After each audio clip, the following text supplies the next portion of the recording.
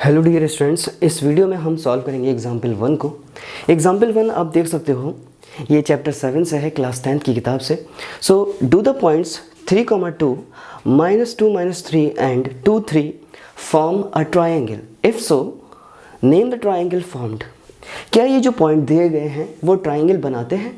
अगर ट्राइंगल बनाते हैं तो हमें ये बताना है कि किस तरह का, किस टाइप का ट्राइंगल है। ठीक है, आइसोसेलेस है, स्केलन है, ट्राइंगल है, राइट एंगल ट्राइंगल है ना। तो ये पता करने के लिए, जैसे अगर मैं रफली एक ट्राइंगल की फिगर बनाऊं जो मुझे पता नहीं है कि टाइप कौन सा है, तो फिलहाल मैं इसको ABC नाम दे देता हूँ। इस पॉइंट को मैं A, इसको B और इसको C का नाम दे देता हूँ। ठीक है, तो ये हमारा A पॉइंट हो जाएगा 3,2 और B जो है हमारा हो जाएगा -2, -3 एंड C पॉइंट हो जाएगा 2, 3।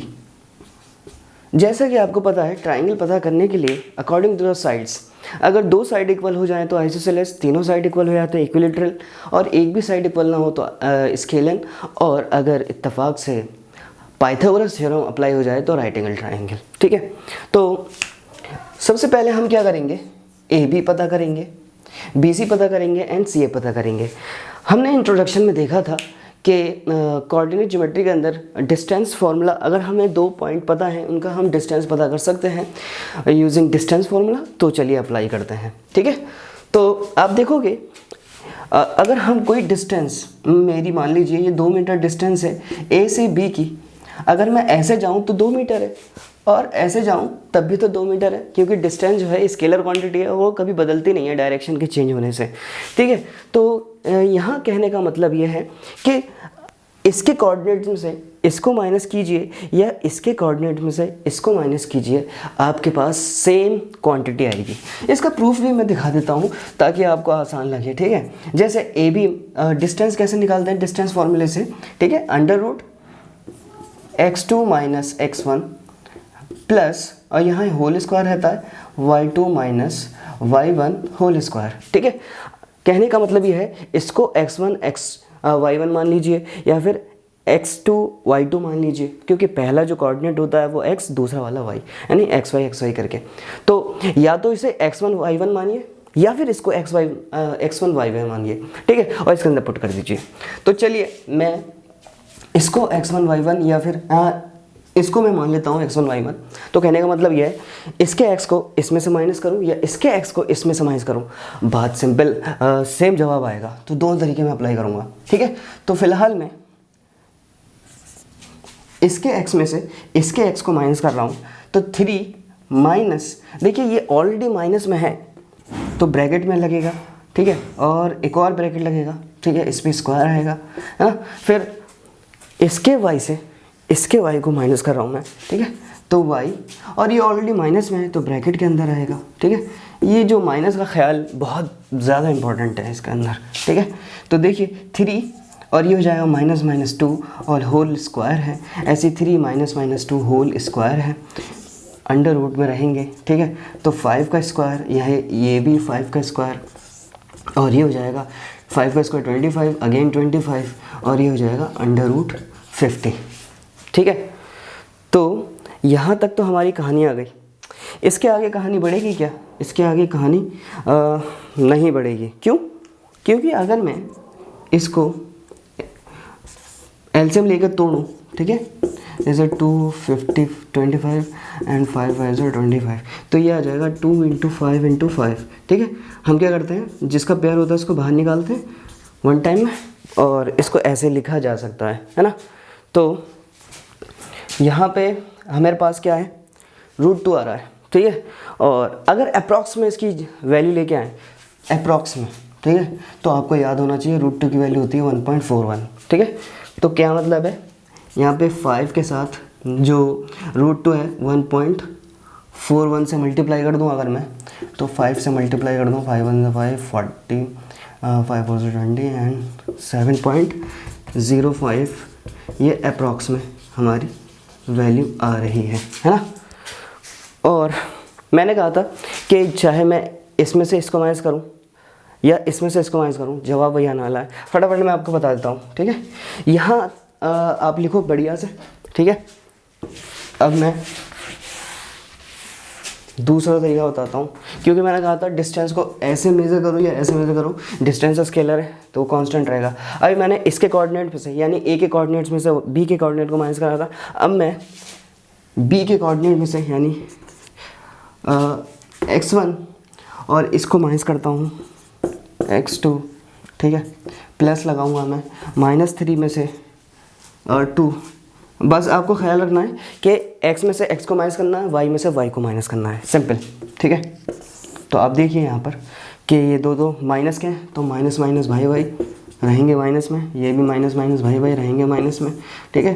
तो माइनस माइनस हो जाएगा प्लस, और इस पे स्क्वायर है तो 25, और यहाँ पे भी स्क्वायर है तो माइनस माइनस प्लस और 25, तो देखिए ये आ गया 50 रूट के अंदर, और ये अगेन 2 × 5 × 5 × ठीक है, रूट निकलेगा बाहर आ जाएगा √2, और अगेन 5 × 1.41 इसकी वैल्यू होती है, 0.75 अप्रॉक्स में इसका जवाब आ गया, ठीक है।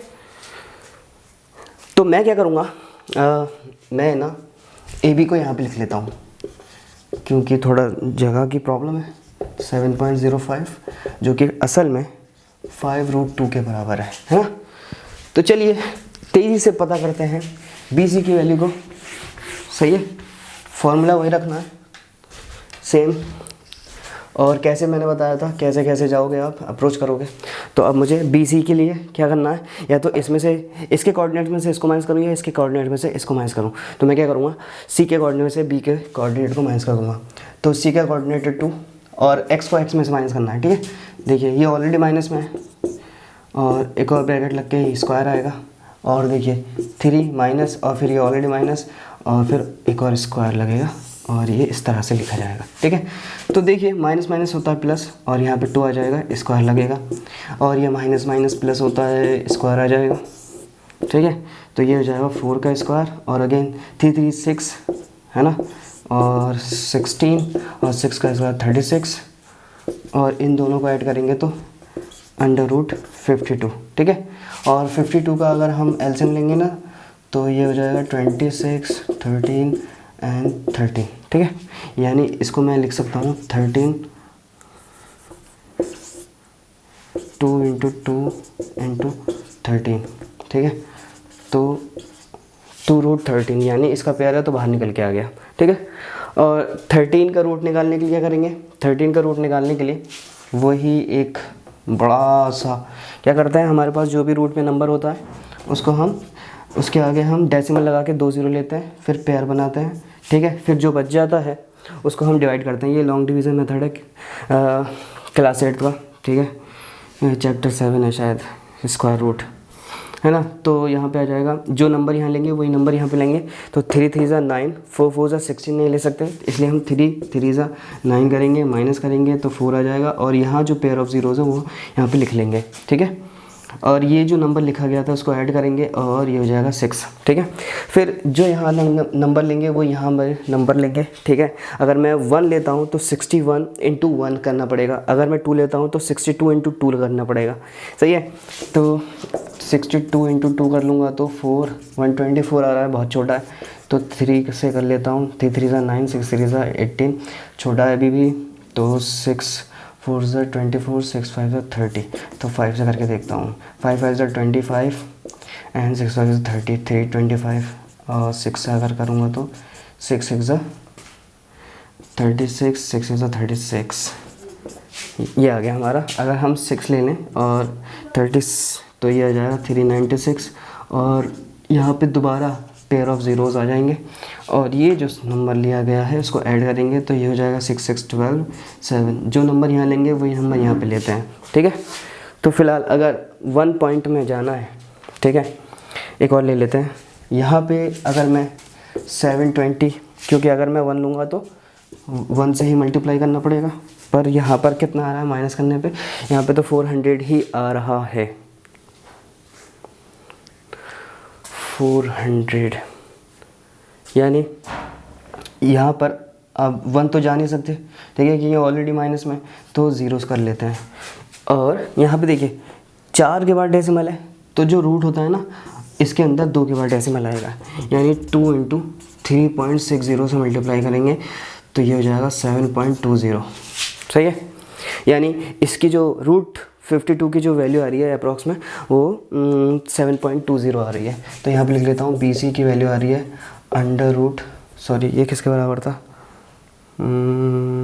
2√13, और इसकी अप्रॉक्स वैल्यू आ रही है 7.20, है ना।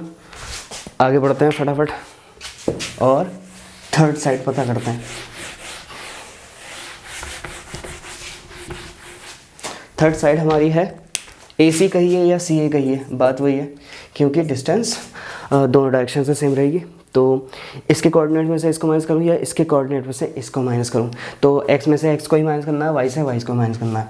तो A में जो है x 3 है और C के अंदर x 2 है, ठीक है। इस तरीके से 2 - 3 और होल स्क्वायर लग जाएगा, और देखिए यहाँ पे 1 बचेगा और यहाँ बचेगा माइनस का 1 होल स्क्वायर, ठीक है।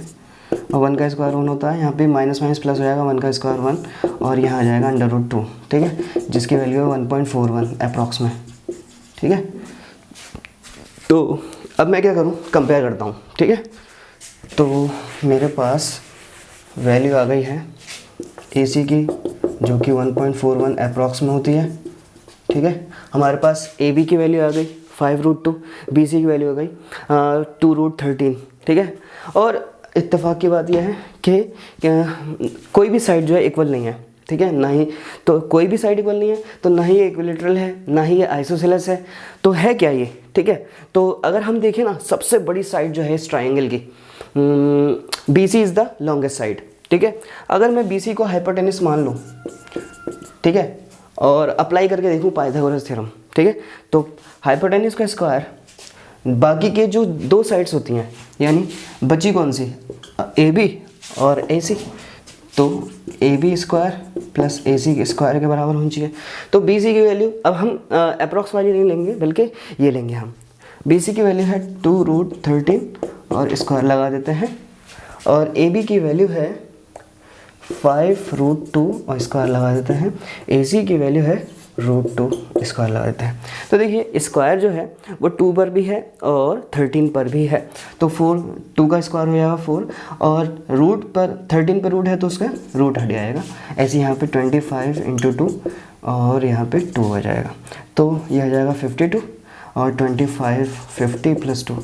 तो यहाँ आप देख सकते हो कि पाइथागोरस अप्लाई हो रहा है, left hand side right hand side के बराबर है, जिसमें हमारा हाइपोटेनस जो है स्क्वायर वो परपेंडिकुलर स्क्वायर प्लस बेस के स्क्वायर के बराबर है। तो therefore as Pythagoras theorem is applicable, therefore triangle ABC is a right angle triangle। तो आई होप आपके समझ में आया होगा, ठीक है, बहुत अच्छे से। फिर भी कोई डाउट हो तो let me know in the comment. मिलते हैं अगले सवाल को लेकर अगली वीडियो में, बने रहिए मेरे साथ। Thanks for watching my videos.